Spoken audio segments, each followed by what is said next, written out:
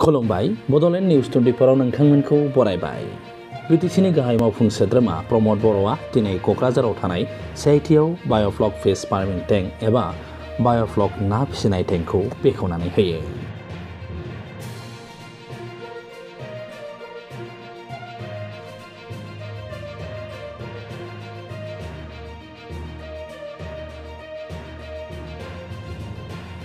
बेबादि बिगियानारि आदबजों ना फिसिनायनि बिबांखौ बांहोगोन आरो ओनसोलनि सुबुंफोरखौ ना फिसिनायखौ गावनि थांना थानायनि राहा लामा खालामनो थुलुंगा होगोन होनना बिटिसिनि गाहाय मावफुं सोद्रोमा प्रमद बर'आ गावनि फेसबुक एकाउन्टआव मख'दों।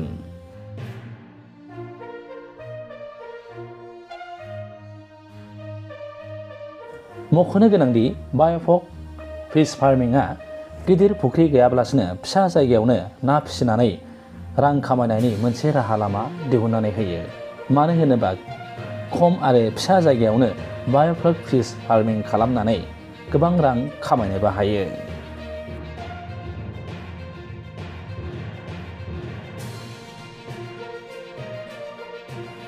गोजोन्थों।